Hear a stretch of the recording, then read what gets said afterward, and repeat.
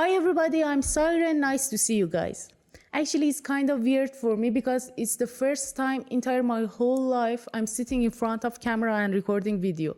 So please, if there's any mistakes or any comments, let me know. Blonde, a biographical drama movie directed and written by Andrew Dominik, and is based on a novel by the same name, but it's not totally based on a true story. This movie quickly became the #1 movie on Netflix, and it's not created for under 17, so if you are not 17 yet, please don't watch the movie.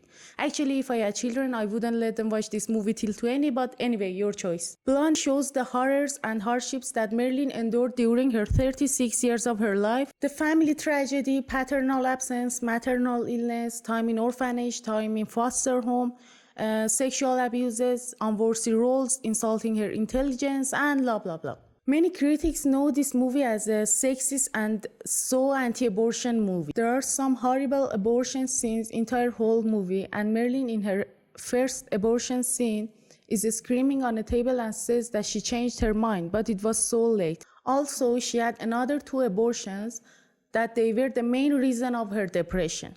Many viewers were unsatisfied about the movie because they think this movie was kinda cruel to Marilyn. She was a lady who stood up for civil rights and women's rights, and she never wanted to be treated as a joke or sex object. Despite all these criticisms, the strength of this movie was choosing Ana de Armas as a Marilyn character. She acts emotionally and perfectly like Marilyn in a way that in some scenes I totally forget that she is not Marilyn, she is Ana de Armas. And her grin was really fantastic. This movie had another 2 interesting things for me. The first one is the similarity between the actors and real characters, as you see.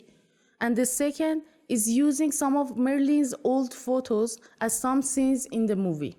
By the way, this movie has some reasons that makes this movie not so much lovable for me. The first and the important one for me is not being based on a true story.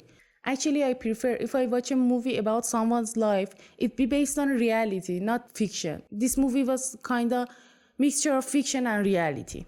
The second one is long close-up scenes.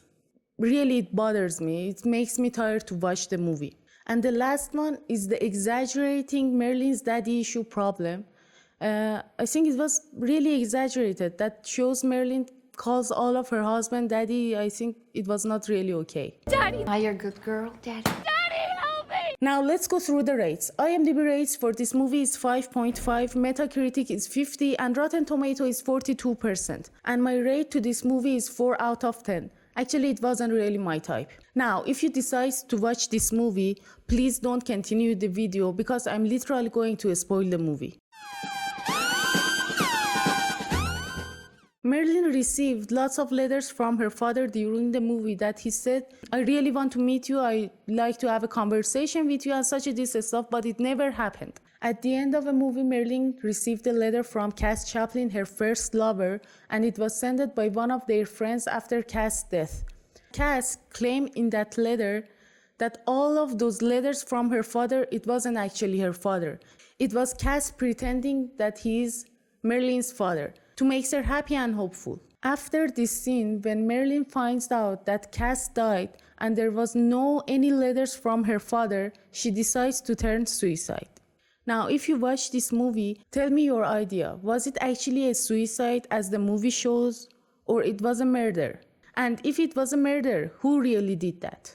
Thank you guys for watching. Look forward for more videos, and if you like the video, please click the subscribe button. See you soon.